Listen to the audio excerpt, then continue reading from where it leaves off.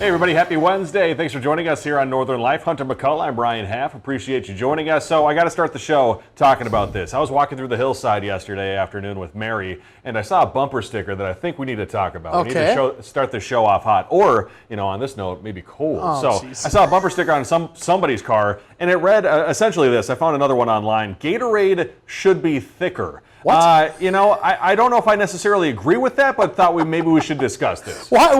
In what group? In my 29 years of being on this planet, I've never heard this argument before. What's the argument for Gatorade being thicker? Why would you want that? I guess I don't know. Maybe it would feel as though you're replenishing your body if you had something that was like a thicker electrolyte. I'm not sure. I don't know. If I was in the middle of a sport or at the end of a sport, I'm sweating, I'm out of breath, and I drink like a soup-like substance, I'm going to be throwing up everywhere. How about, like orange juice, if it has pulp, that is a little thicker. Or it's curdled. Or hopefully not curdled. Hopefully if you're not drinking curdled orange juice, that would probably be an issue. But I thought, it just sparks conversation. I like those types of bumper stickers. Sure. No, that's a good thing. Definitely, for sure. There's some not so good bumper stickers out there as well, definitely. But I cannot picture a world where I would enjoy Gatorade being thicker unless it did bring you some more electrolytes or things like that. Because there's also Pedialyte out there, which I believe Gatorade owns now, that is a little bit thicker. Sure. And so if you don't like the Gatorade option, go to the Pedialyte option. I think maybe slightly thicker. I'm not talking like thick. 8 times the thickness. You're not talking chili on a fall afternoon or That'd something. probably be not so good. Okay. So a little thicker, but nothing too crazy. I like the thinness of Gatorade. That's just me personally. That's why you drink it. Exactly. Yep. And I'm an athlete, of course. Come athlete. on. What a stud. I'm built differently. I don't know what to tell you. Coming up on today's show, Oofta, we have a live music here in studio. It's going to be so much fun. It's really, really amazing. An incredible performance ahead of the Duluth Chamber Music Festival. We're also going to hear more about their main stage performance happening tomorrow night over at St. Scholastica, all for a great cause. It was a fantastic conversation. Fantastic group. Yeah, fantastic conversation Hunter's going to have too. But the thing that's so beautiful about them, like the music itself is just incredible. The chamber music, they don't have a conductor. No! Yeah, they do it just by looking at each other and kind of just going in all at once. So you really have to definitely know your partners, obviously, and just know their cues and everything like that. Everything is based on everything else. It just flows so beautifully. Yeah. It's wonderful. You're going to want to stick around for that live music. Well, here's something else I learned today. Gatorade should be thicker, but also, I did not know that Scooby-Doo has a longer name than Scooby-Doo. He does? Yeah, apparently I've been informed by our director, Shania, that Scooby-Doo's real name, I looked it up online, it is in fact Scoobert-Doo. So, meanwhile, Shaggy's, apparently Shaggy also has a real full legal name. It is Norval Rogers. So, what? Yep, Scoobert. In case you see him on the street, be sure to say his real name. I knew. So wait.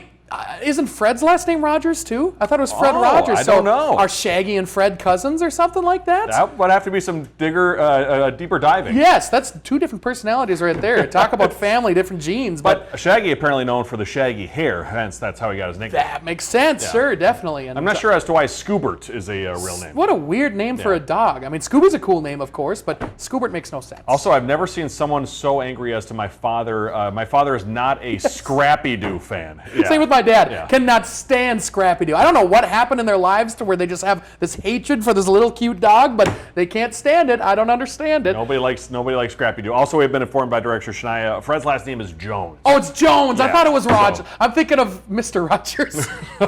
Isn't his last name? His first name's Fred? Fred Rogers? I believe so. Mixed up my TV shows. Fred Jones, obviously named after, or Counting Crows, Mr. Jones is named after Fred Jones. So.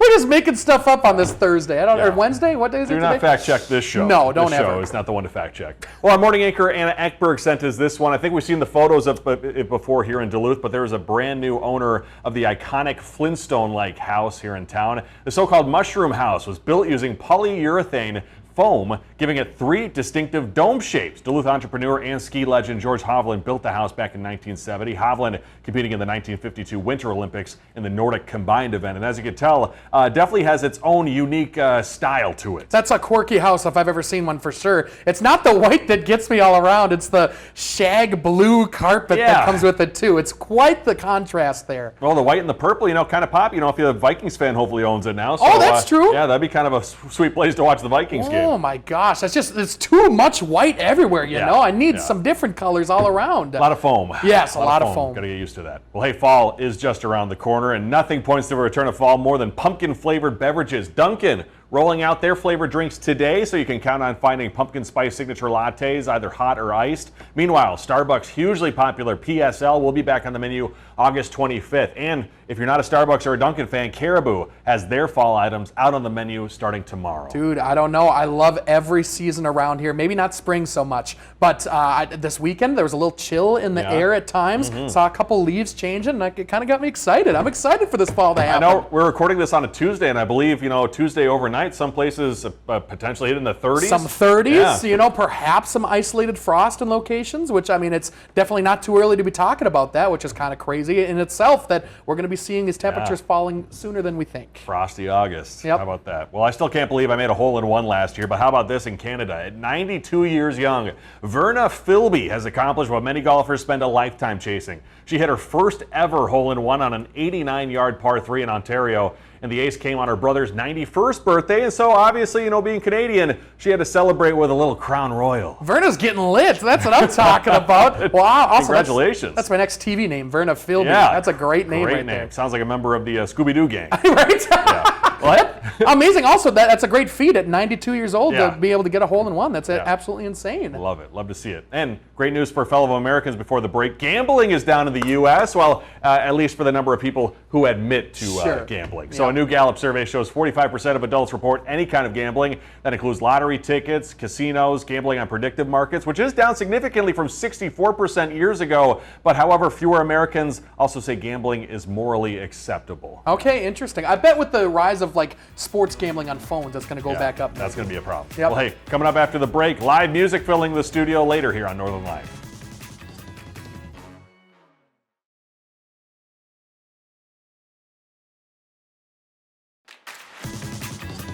Welcome back, folks. Coming up Thursday night, a special American-themed concert is coming to the College of St. Scholastica. Joining us now to talk about it is the co-founder of the Duluth Chamber Music Festival. We've got Sayaka Tanakawa here this fine afternoon. First off, how are you doing? I'm doing well. Thank you so much for having us Yes, today. of course. It's such a pleasure. We don't get music in the studio too often, so we're going to hear in just a little bit from the actual group, and it's going to be so much fun. But I know this whole week you've been celebrating this whole entire week with the community. Can you be talking about a little bit more about what that's like and how that's been going here this past week? Yeah, so the musicians arrived last week, and we have been rehearsing and going into the community, playing concerts.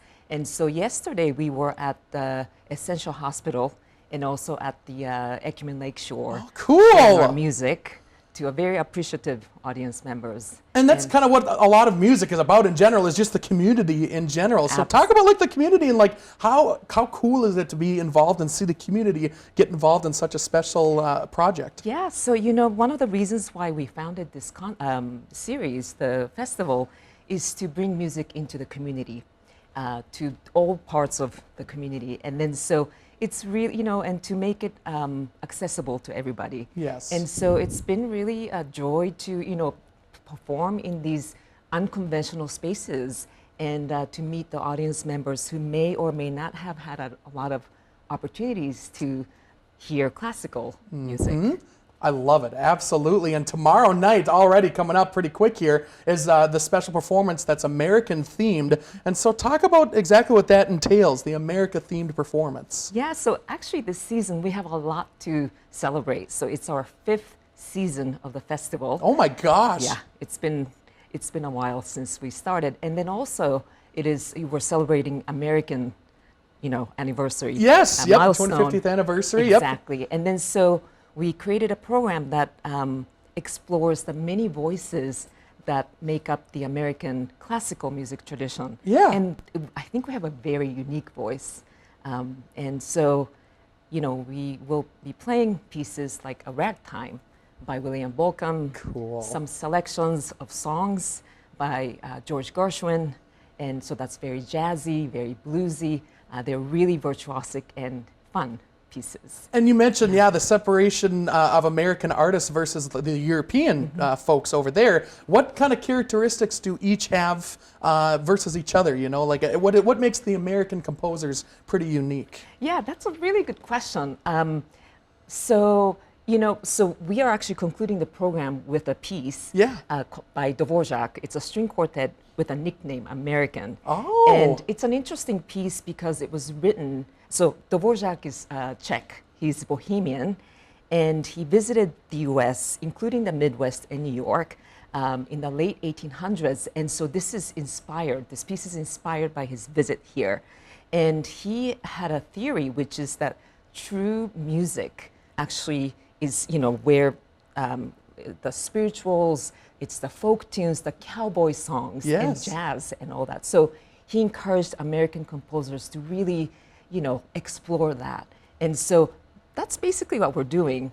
Yeah. That's so cool. Oh my gosh. Some folks, of course, might not be inclined to like classical music, or maybe don't, not so open to be listening to that style of music. To those folks that might not think that they're going to get something out of this concert, what would you say to those folks that maybe invite them in and listen more about classical music versus other styles of music? Yeah. So I think there's something in it for everyone. Yeah.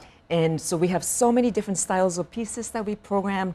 And like I mentioned, jazz and bluesy pieces. I think they will really, I hope, enjoy it. Yes. Yeah. And I understand that there's not a conductor in front of the group as they perform. So Right. obviously the communication needs to be fantastic. Right. How does that translate? How are you able to communicate with each other without having somebody in front of you? That's a really good question. So, you know, chamber music literally means small ensemble that fits in so chamber comes from the word room. Okay. So in a small room, small space. So Yes. it's very intimate type of music making. And so, you know, you communicate with each other.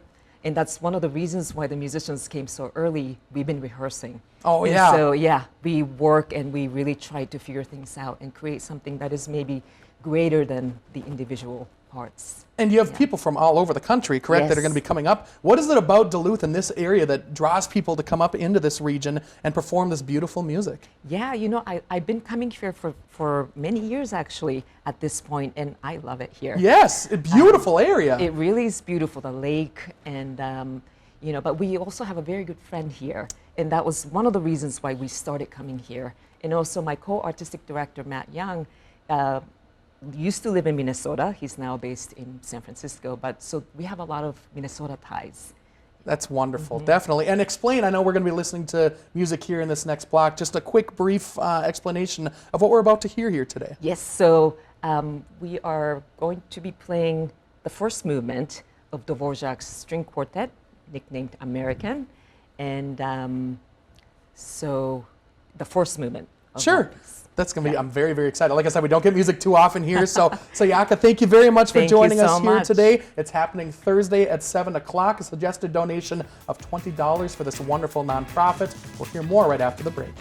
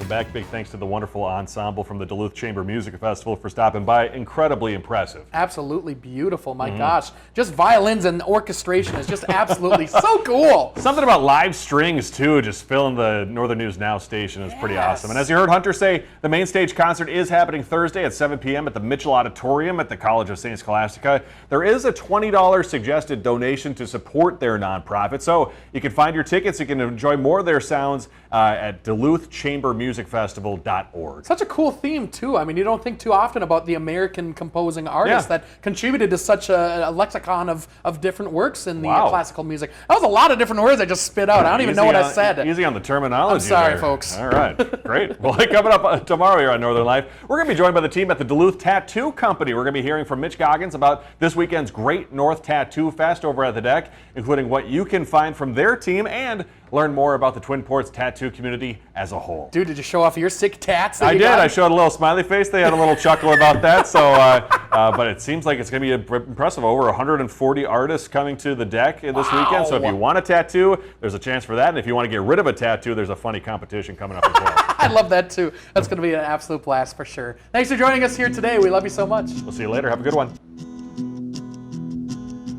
Find some time to throw a line or just head outside to unwind. That's the life in the great North Woods. Hike or bike, whatever you like. Get out in the day, enjoy the night. Yeah, we got the life in the great North Woods. Yeah, we got the life in the great North Woods. Yeah, this is Northern Life.